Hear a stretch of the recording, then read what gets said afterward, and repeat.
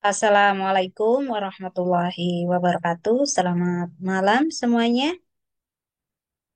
Baiklah, minggu ini kita sudah mulai pembelajaran ya untuk awal semester.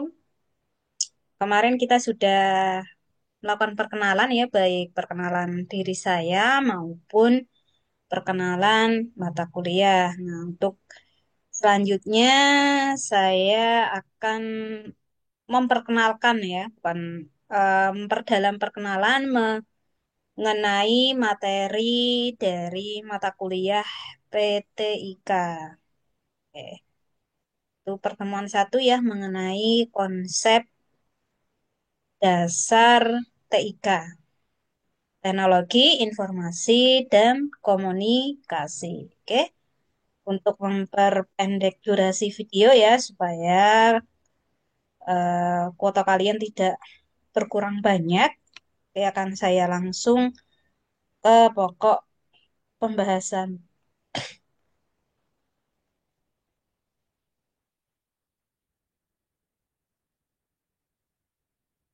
Oke, untuk materi pada pertemuan satu ini yaitu berkaitan dengan konsep dasar TIK.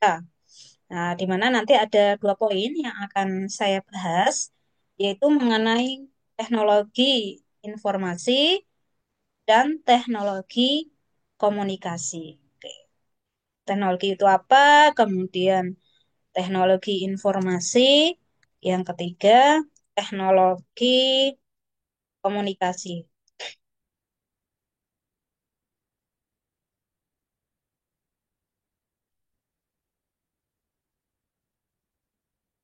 Terus yang keempat adalah simpulan.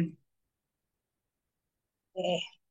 Nah, ini empat poin yang akan saya bahas ya hari ini berkaitan dengan konsep dasar eh, teknologi pengantar teknologi informasi dan komunikasi. Oke, yang pertama mengenai konsep dasar teknologi informasi dan komunikasi.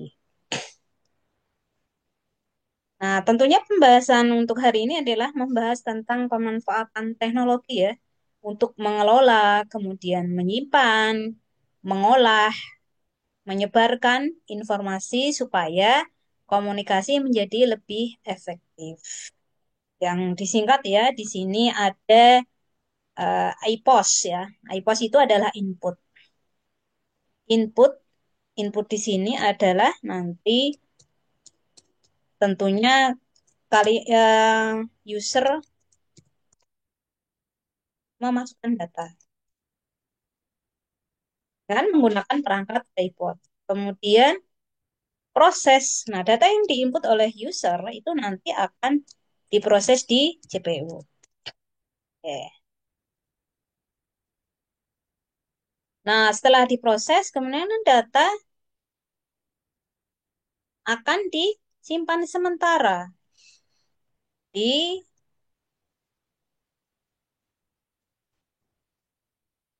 sementara di register,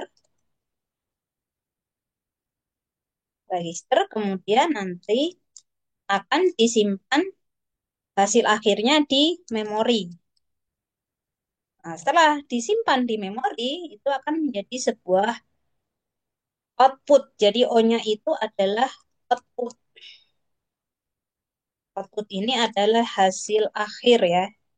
Hasil akhir atau laporan dari sebuah data yang sudah di-input kemudian diolah tadi. Kemudian nanti akan disimpan. Di mana disimpannya? Ya tentunya di hard disk komputer ya. Itu entah di apa namanya? Bisa di USB ya untuk eksternal ya. Kemudian nanti bisa di folder. Ini internal komputer. Ini berkaitan dengan pembahasan sebuah teknologi. Oke, next. Selanjutnya apa itu sebuah teknologi? Teknologi di sini adalah penerapan pengetahuan, keterampilan ya, sebuah teknik atau metode dan proses ilmiah untuk tentunya memecahkan sebuah masalah. untuk mempermudah pekerjaan manusia serta meningkatkan efisiensi dan efektivitas dalam berbagai bidang kehidupan. Kesimpulannya apa dari teknologi ini? Kesimpulannya adalah yang bisa digarisbawahi di sini adalah teknologi merupakan hasil ciptaan manusia yang digunakan untuk membantu aktivitas sehari-hari, baik berupa hardware, sistem, maupun software. Itu ya, berkaitan dengan teknologi. Kemudian masuk ke poin pembahasan hari ini, yaitu mengenai pengertian teknologi, informasi, dan komunikasi. Yang pertama dulu adalah TI. Ya, TI atau teknologi informasi. Apa itu TI? TI adalah segala hal yang berkaitan dengan penggunaan perangkat keras atau hardware. Hardware ini banyak ya, ada laptop, ada smartphone ya. Kemudian perangkat lunak atau software untuk mengolah, menyimpan, mengelola informasi ya. Contohnya software ini ya bisa Microsoft Office ya untuk kita gunakan membuat sebuah laporan seperti itu. Kemudian TK. TK adalah di sini adalah teknologi komunikasi. Apa itu TK? TK di sini adalah sarana atau sebuah sistem yang nanti digunakan untuk menyampaikan informasi dari satu pihak ke pihak lain, baik secara langsung maupun melalui media elektronik. Nah, ini TK. Kemudian TIK, ya katanya ini tadi TIK, Teknologi Informasi Komunikasi, yaitu perpaduan antara TI dengan TK yang memungkinkan pengolahan data, penyimpanan, dan penyampaian informasi secara cepat, akurat, dan luas. Itu TIK. Nah, selanjutnya, poin kedua, komponen utama TIK itu ada apa saja? Yang pertama ada perangkat keras atau tadi disebut hardware. Misalnya apa? Ada komputer, laptop, terus kemudian apa namanya? Notebook ya. Terus kemudian tablet ya, smartphone, server, jaringan, satelit ya, printer, modem dan lain-lain. Itu perangkat keras atau hardware. Emas termasuk nggak ya? Termasuk ya perangkat keras. Kemudian USB juga termasuk. Ada power bank juga termasuk ya. Itu perangkat keras. Kemudian yang kedua perangkat lunak atau software. Nah, contohnya apa? Ada sistem operasi atau Windows. Jadi kalian itu dia bisa menggunakan komputer ya tanpa menggunakan Windows atau sistem operasi. Contohnya apa? Contohnya ada Windows 7, Linux ya, kemudian Windows 8 dan level-level versinya. Jadi mungkin antara kalian dengan teman-teman kalian itu menggunakan Windows yang berbeda. Ada iOS ya, iOS itu untuk yang merek Apple ya, laptop merek Apple, kemudian smartphone ya menggunakan Android ya seperti itu. Terus aplikasi pengolah data, terus aplikasi komunikasi. Kan banyak ini ya yang kalian sudah install di smartphone kalian atau di laptop atau komputer kalian. Kemudian brandware. Nah, brandware ini siapa? Ya kita sebagai manusia, sebagai pengguna, sebagai pencipta, sebagai operator ya, itu manusia. Brandware. Orang yang mengoperasikan, yang memanfaatkan, yang menciptakan. Jadi jangan lupa yang menciptakan teknologi siapa? Manusia. Yang menggunakan ya manusia, yang memanfaatkan, yang mengoperasikan ya manusia. Kemudian yang keempat data informasi. Ini eh, data informasi ini berkaitan dengan pengambilan data kemudian diolah ya menjadi sebuah informasi yang bermanfaat. Baik itu nanti data primer maupun data sekunder.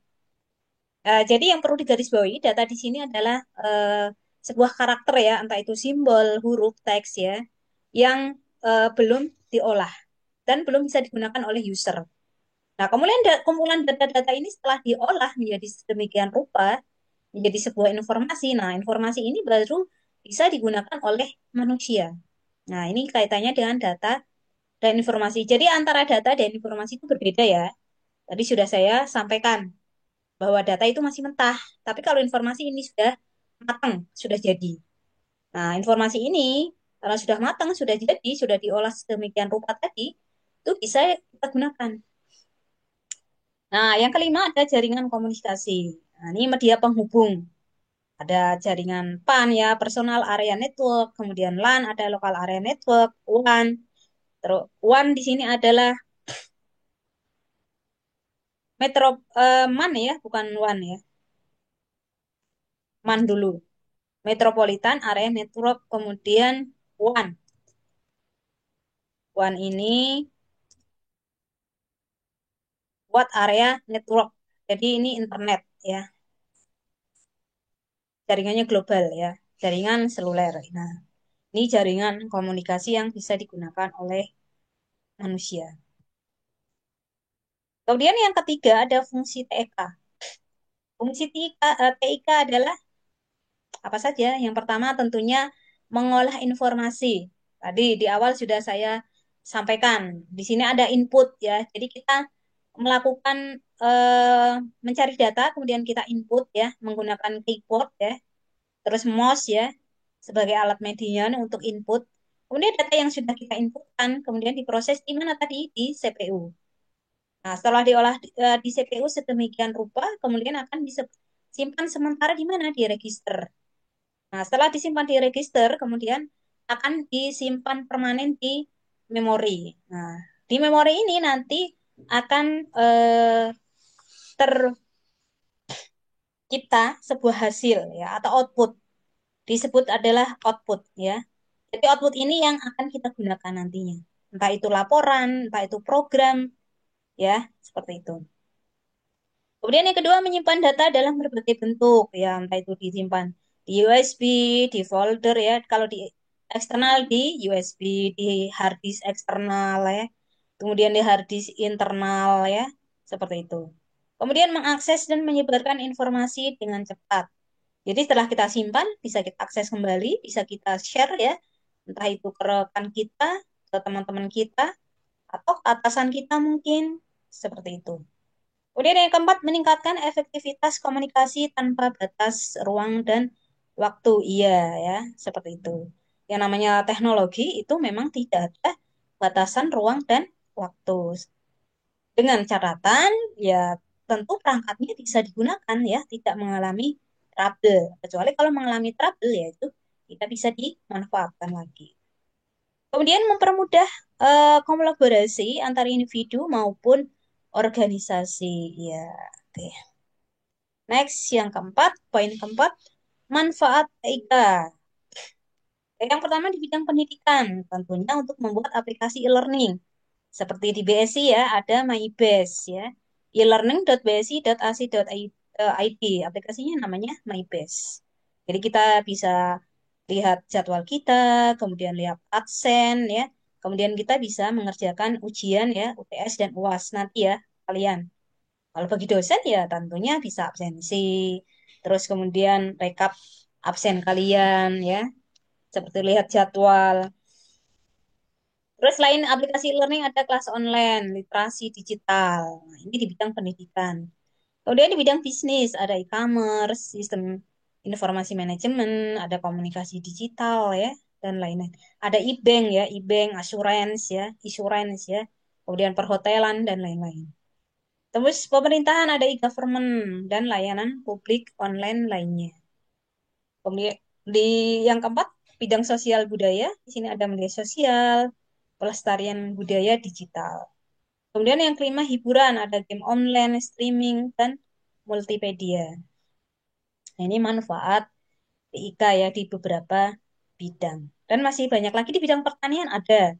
Di bidang pertanian misalnya drone ya, memanfaatkan drone, kemudian kombi ya, terus sistem pengairan.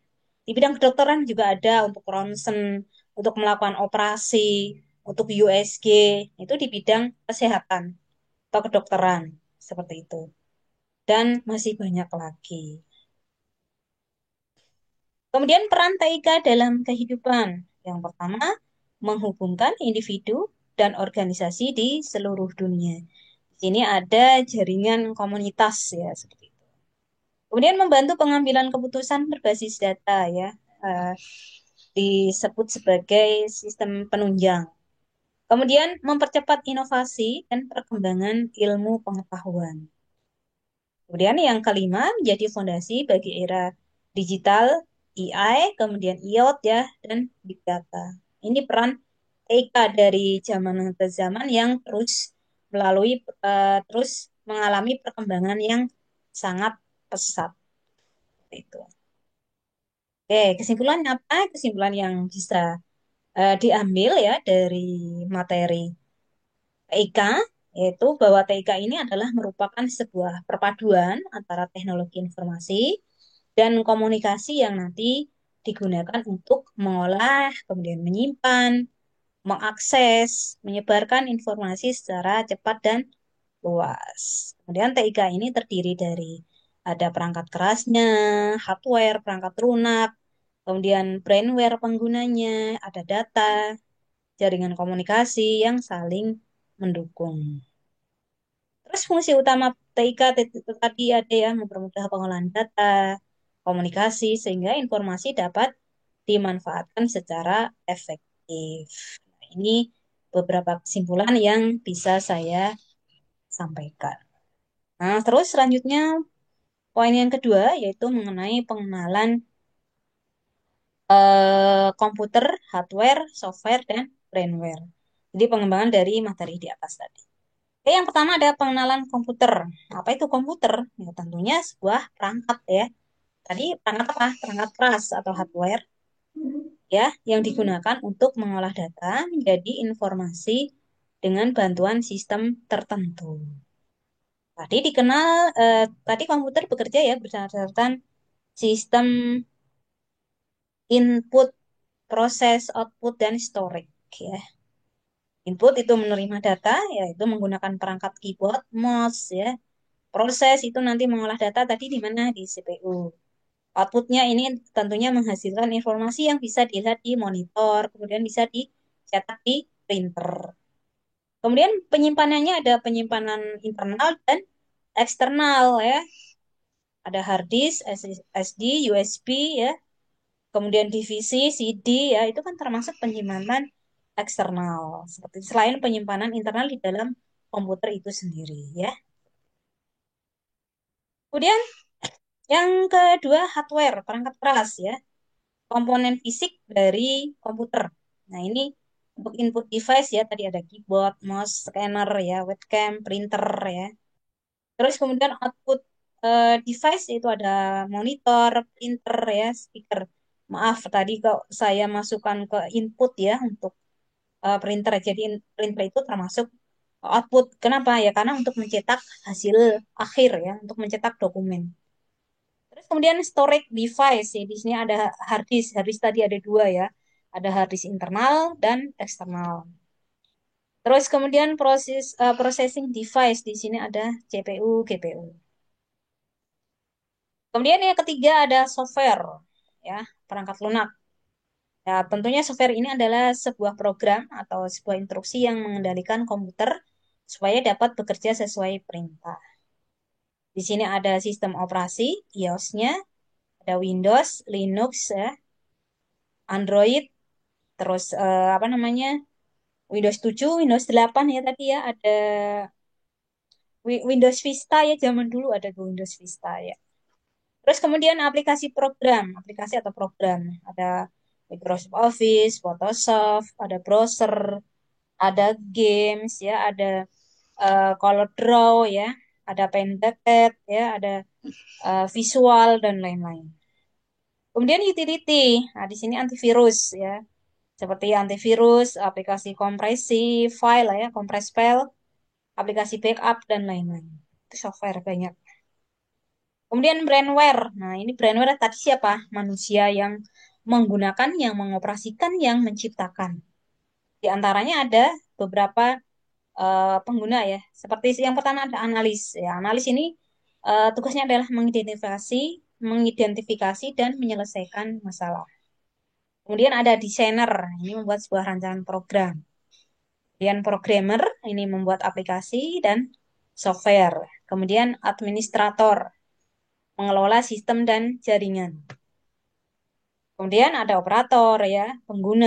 Ini yang memakai komputer ya untuk kebutuhan sehari-hari seperti belajar, bekerja, maupun hiburan. Nah, itu beberapa tadi eh, poin dalam konsep teknologi ya. Teknologi komputer ya. Nah, endingnya ya, poin terakhir adalah kesimpulan berkaitan dengan komputer tadi ya. Jadi komputer itu tentunya sebuah perangkat ya. Di mana perangkat ini tersusun ada eh, ada beberapa ya, ada beberapa perangkat ya tersusun dari beberapa perangkat. Jadi ada perangkat kerasnya, perangkat lunaknya ya, ada yang menggunakan ya. Jadi komputer itu tersusun atas hardware perangkat kerasnya, software perangkat lunaknya, dan firmware sebagai penggunanya. Nah, ketiganya ini harus saling melengkapi. Nggak boleh pisah-pisah. Kalau pisah-pisah ya namanya bukan komputer lagi. Nah, di sini antara ketiganya tidak boleh dipisah-pisah dan harus saling melengkapi. Nah, ini hardware sebagai alat, software sebagai pengendali, firmware sebagai penggerak utama ya supaya komputer dapat dimanfaatkan secara maksimal. Oke. Nah, demikianlah ya untuk materi hari ini yang bisa saya sampaikan ya mengenai konsep dasar PTIK ya. Untuk tugas diskusinya sudah ada di ruang diskusi. Nanti silahkan bisa dimulai dikerjakan ya untuk diskusinya. Dan untuk diskusi ini nanti deadline-nya 1 minggu. Jadi terakhir menjawab itu nanti minggu depan ya, Senin depan. Jadi saya berikan kesempatan ya atau beberapa hari selama 7 hari ya untuk mengerjakan tugas diskusi. Jadi silakan nanti dijawab diskusinya di forum diskusi nanti akan saya nilai seperti itu. Jadi kemarin sudah saya sampaikan di sesi perkenalan. Jadi cara menjawabnya seperti apa sudah saya sampaikan. Jikalau kemarin ada yang tidak ikut atau lupa, nah bisa diputar kembali videonya ya di MyPace. Oke, demikian materi dan informasi yang dapat saya sampaikan. Mohon maaf kurang lebihnya. Terima kasih. Assalamualaikum warahmatullahi wabarakatuh.